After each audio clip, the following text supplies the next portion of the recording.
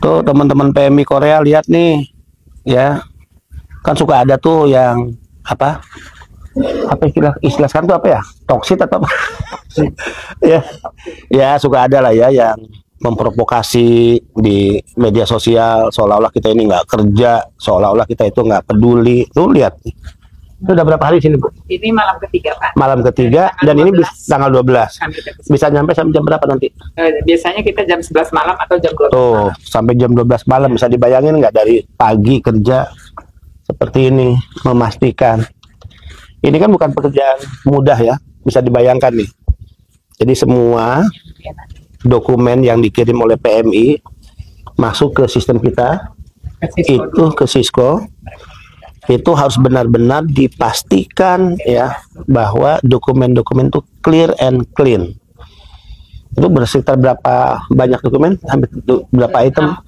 Oh, itu satu dokumen pendaftaran ini fieldnya itu orang, ada 12 field Pak. Satu orang? Iya, dari mulai nama, tempat tanggal lahir, jenis kelamin, nomor telepon, alamat. Nah, satu orang calon PMI itu ada berapa? 12 field ya, yang harus diyakinkan, diperiksa, diverifikasi secara detail ya. Nih Ibu Serulina dulu tuh sebelum direktur ASAP nggak pakai kacamata, nah, tapi gara-gara periksa-periksa di komputer gini akhirnya pakai kacamata. Ya, saya dikit lagi kayaknya ya pakai kacamata. Jadi kalau 12 field per orang dikali 62.000 yang daftar. Ya, 62.930. Jadi bisa dibayangkan tuh 62.000 dikali 12 field misalnya berapa tuh Bu? Berapa itu? 200 ribuan sekian ya Pak. Ya, 700 ribuan lah. Iya. 700 ribuan file yang harus diyakinkan diperiksa oleh tim verifikasi atau para verifikator. Jadi nggak mudah ya. Jadi kalau masih ada pihak-pihak yang selalu nggak apa-apa, kalau kritik sih nggak apa-apa, tapi yang nggak boleh itu fitnah, kemudian juga yang nggak boleh itu memanipulasi ya fakta, itu nggak boleh. Misalnya kerja kita nggak beres gimana tuh, lihat sampai seperti ini ya, untuk memastikan, meyakinkan dokumen PMI setiap tahun tuh kan pendaftaran itu ya, untuk mereka bisa mengikuti ujian IPS topik. Seperti ini pola kerjanya. Ini ninggalin istri, ada yang ninggalin istri nih ya? Ada yang ninggalin istri nggak? Emang ditinggal Pak, nggak ada yang bawa istri? Bawa. Nggak ada yang bawa istri, nggak boleh. Ada yang ninggalin suami, ada?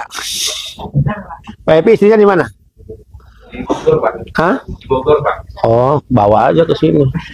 Nanti nggak kerja Pak. Oh, bukan nggak kerja, nggak sahur. Nanti Pak. Ya, jangan nggak sahur nanti.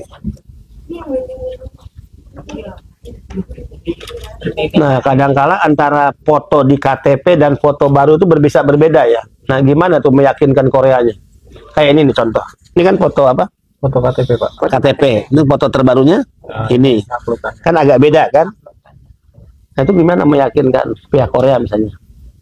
Mereka sudah percaya dengan hasil verifikasi kita. Percaya dengan hasil verifikasi. Oke. Yang terjadi itu Pak Kepala Badan, ada yang satu pendaftar A, tapi foto yang diupload bukan miliknya si pendaftar A Pak. Nah, jadi si foto yang diupload itu nama si C misalnya Pak. Begitu mereka cetak kartu, dia protes, lah ini bukan foto saya, loh kenapa bisa Anda yang mendaftar kok foto orang lain yang Anda masukkan? Bukan Bu, yang mendaftarkan itu LPK saya. Nah itu sobat migran ya, ini ada kejadian dan kayaknya ini udah berlangsung lama ya. Jadi para PMI itu tidak mendaftar sendiri, tapi didaftarkan secara gelondongan dalam jumlah banyak oleh pihak LPK.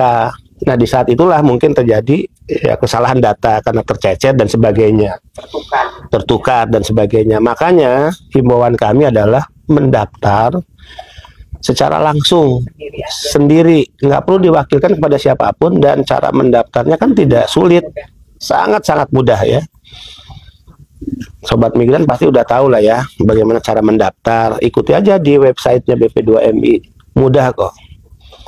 Karena yang bahaya adalah ketika didaftarkan oleh pihak lain minta upah lagi ya, misalnya. Kemudian klaim seperti sending, disending seolah-olah LPK yang melakukan sounding, minta duit lagi.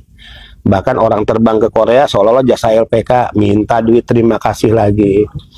Hati-hati, jadi mencoba mandiri ya, agar PMI tidak jadi korban dari pihak-pihak yang memanfaatkan situasi sejak proses pendaftaran hingga keberangkatan. Dari 62.000 hari ini tinggal berapa ribu per hari ini? Tadi per jam 19 yang masih Jam 7 malam. jam 7 malam tadi Pak, itu untuk memverifikasi on payment itu masih ada 1.500-an, kemudian yang perbaikan data adalah 850. Jadi hampir 2.000, hampir 2.000 yang harus dikerjakan selesai malam ini nggak? Target kita malam ini kalau teman-teman masih kuat Pak, tapi kalau tidak besok tanya kan. Ini masih kuat nggak nih? Karena udah malam ketiga tidurnya. Ya kalau nggak kuat tambah 1 malam lagi besok. Besok udah harus kita kirim datanya ke Korea. Oh besok terakhir. Deadline-nya Berarti harus diusahakan malam ini sudah selesai. Ya, atau sampai siang besok Pak maksimal. Karena ini udah malam ketiga Pak namanya. Mudah-mudahan stamina masih, karena udah ada buah-buahan, mudah-mudahan agak mengangkat stamina. Teman-teman buka puasa di sini siap Di kan? sini, Pak. Iya. Langsung di Iya. oh, di full board. Iya. Oke. Jadi makan buka puasa. Bagus ya itunya, Iya, sama. menunya. Iya Pak. Ya hotelnya nggak pelit. Enggak, Pak. Di restoran langsung Pak. Oh, kirain hotelnya pelit. Banyak pilihan. Spesial karena juga lagi buka puasa, banyak takjilnya juga Pak. Termasuk kurma ada. Oke, kita ini kan udah masuk tahapan nih. Kalau ini selesai besok ke Korea, jadwal ujian udah diberitahu ke kita kapan? Menurut timeline itu nanti tanggal 20 akan dikeluarkan jadwal pengumuman jadwal. Pengumuman tanggal 20. Iya. Pihak mereka yang mengumumkan? Iya atau kita? betul. Mereka yang akan memberikan ke kita. Dia Kita sudah mengumumkan. menjadwalkan ujian gelombang pertama itu sektor phishing Pak. Oke. Jadi visi. mulai nanti ujian tanggal 25 sampai tanggal 5 April. Ada yang suka nanya tuh di medsos itu CBT apa CBT khusus ya, itu belum dapat berita Pak. belum dapat. Tapi kemarin saat podcast Kalau ini kan disampaikan CBT kan. umum. Ya, Jadi disampaikan bukan kita yang ngatur gitu misalnya. betul Pak. Kita yang ngatur CBT khusus dulu, phishing dulu kan bukan Korea. Itu disampaikan. Dari Korea Pak.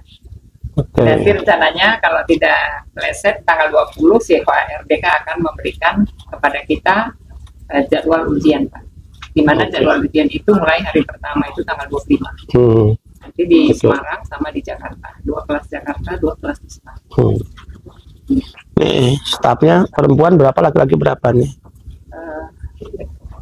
Hampir imbang ya Pak. Ini satu ada dari Pusdatin Pak, mengawal sistem itu. Oke. Kalau ada Ya. apa? Error sistem. Iya. Dia bertanggung jawab. Iya, ini Chris Pak yang tanggung Chris. jawab. Ya, dia juga dari tanggal 12 gabung. Ini ibu-ibu punya anak kecil nggak di rumah? Ada anak kecil? Nggak, anak yang masih kecil misalnya ada. Nah, gimana cara itunya? Nanganin kasihan. Kan ditinggalin berapa hari nih? Ini Gimana? malam ketiga Pak.